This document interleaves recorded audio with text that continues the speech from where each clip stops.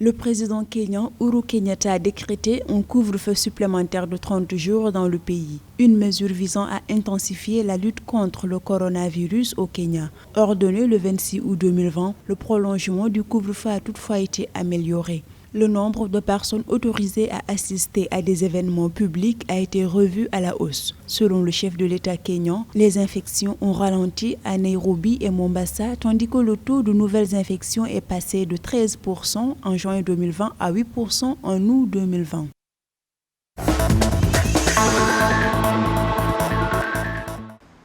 À la date du 26 août 2020, le Maroc a recensé 2293 nouvelles guérisons de Covid-19.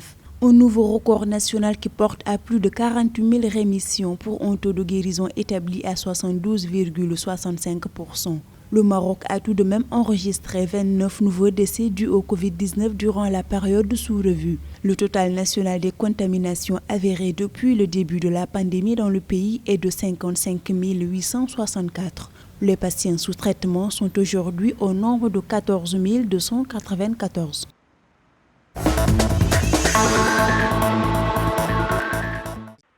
La Zambie va appliquer de nouvelles mesures plus strictes contre le Covid-19 dans les transports publics. Selon le ministère zambien des Transports et des Communications, les transports publics sont identifiés comme les principaux lieux de propagation de la maladie. La stratégie gouvernementale nouvellement définie comporte la réduction de la surcharge de passagers et le port du masque obligatoire. De plus, les entreprises de transport devront mettre à disposition de leur clientèle du matériel pour la désinfection et le lavage des mains.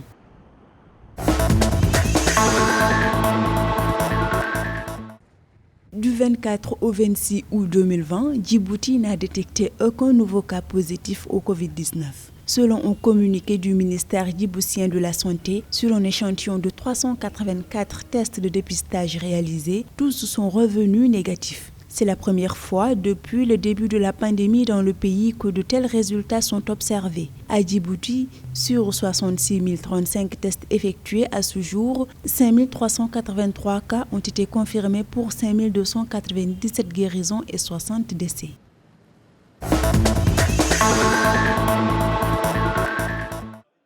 Cas de fraude au test Covid-19 révélé à l'aéroport Gnassingbé et Yadema du Togo. Le chef de la coordination nationale de gestion de la riposte au Covid-19 au Togo a indiqué que le patient a obtenu un certificat négatif au coronavirus de manière frauduleuse auprès d'un agent de santé. Soumis à de nouveaux tests, le dit passager a été testé positif au Covid-19 et pris rapidement en charge par les autorités sanitaires. Au terme des enquêtes menées, les autres personnes impliquées dans cette fraude ont été remises à la justice.